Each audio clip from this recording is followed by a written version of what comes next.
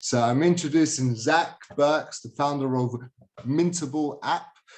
Hey, Zack, thanks for joining, man. And so how are you doing? Hey, Zach, I'm doing good. How are you? I'm very good. This has been very interesting, and I look forward to everyone else that's been coming on. Can you give everyone a very deep background in terms of how you got involved in blockchain? Because I know that you've been coding the majority of your adult life, right? Yeah. I'm kind of lucky. I found Bitcoin back in 2012, 2013. Of course, I didn't know what it was, just like everyone else when you find it. But I ended up joining the military after that, and I kind of took a break while I was in the military for a little bit. But during my time in the military, I went back and started looking into crypto. And I went full time into crypto in 2015, 2016 as a smart contract developer. At that point, I was doing smart contract development on Ethereum, making things for different projects. 2017 rolled around and I found NFTs. And this is where things really, kind of connected for me. It wasn't a conscious decision, but after 2017, I've only worked with NFTs. So if you've interacted with the NFT at any point, there's a very good chance that you've interacted with code that I've written. I've done a lot of things for the NFT space, whether it was, we created the first batch Mintable NFT back in 2017, 2018. Mintable obviously was the first platform of its kind back when we launched in 2018. I've created gasless minting. I created ERC 2981, which is the royalty standard for NFTs. I've also worked with the Ethereum Foundation to create printable series and to optimize the 721 contract. So there's a lot of things I've done. I've created the first DAO that runs off of NFTs. If you've interacted with NFTs, you probably interact with code I made. And so that's a little bit about my story. As I mentioned, Mintable is 2018. And so I've been running Mintable since 2018, almost 4 years now. Amazing, man. I really appreciate that introduction. Can you tell us, Zack, what kind of things are you guys currently working on?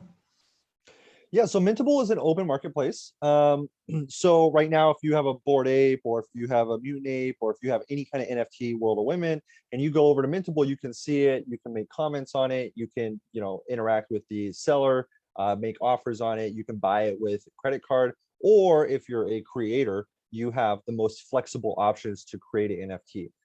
So whether you have, you've never interacted with blockchain before, you can still make an NFT on Mintable for free, whereas anywhere else you would not be able to make an NFT because it requires that you submit a transaction. So it's very flexible. You can do a 2 GB 4K video as an NFT, or you can do a 5 MB text file as an NFT. It's up to you. And you get to choose where the data is hosted. You get to add all this cool customization, and then you get on-chain royalties. So that's kind of what Mintable does now in a nutshell. We're a place to buy, sell, trade NFTs. And yeah, we try to be the central shop to look at your NFTs, to explore NFTs, to comment on NFTs, etc. Fantastic, man. I remember from our previous conversation that we had, you told me that in the past year, the majority of the growth that you guys have had as an organization has been in the past 18 months, right? What has been a big contribution towards you actually being able to find the right staff to help you in the growth of Mintable? So it's really important that we brought on a head of people. That we thought was, we started off earlier this year and we were trying to hire. I would be doing, interviews and trying to set up things myself, looking at resumes myself. And look, I'm a technical guy. I'm not an HR person. I don't have years of experience finding, the top talent. So obviously we needed to bring someone in to, who has that experience. So we brought in a head of people. And she's absolutely amazing. She was a recruiter herself, right? And she's, built up an HR system. And we went from, after we hired her, I think we had 12 or 13 employees, and now we have 32. And it's only been about, 3 or 4 or 5 months. So it's been a very rapid scale up when you get the right person on board to your team. We have utilized recruiters as well. And, recruiters are, a good option. It's something that if you have the money to spend, they do expedite things a lot. And so at one point, we actually had 4 recruiters that we were using at the same exact time. just because we were trying to grow so quickly, right? And then we brought the head of people on. So I think it's important that you have someone on your team that really knows what they're doing HR wise, or you outsource that to a recruiting agency that really knows what they're doing as well.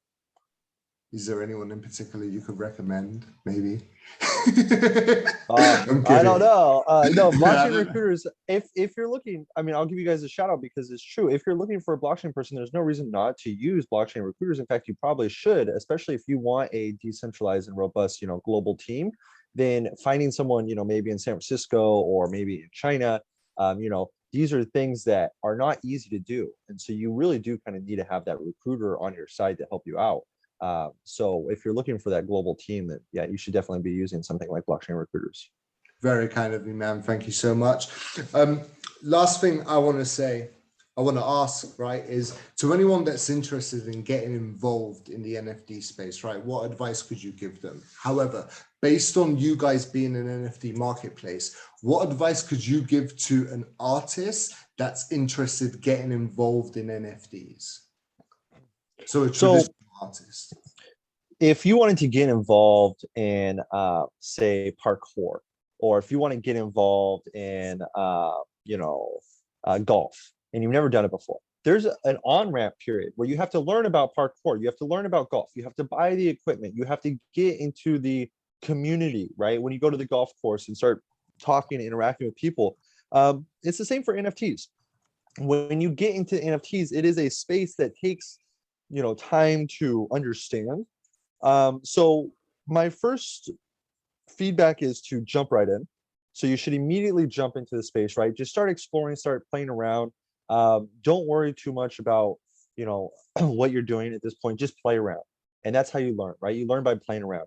The second thing is to try to learn as much as possible. So go and read as many articles, as many guides, talk to as many people, get into as many communities and Discord groups as possible so that you can start consuming as much information and insight, because there's things that you're not going to be able to find on Google that are very down the rabbit hole, so to speak. You're going to get down this rabbit hole and you're going to hear this expression like, oh, they're sweeping the floor.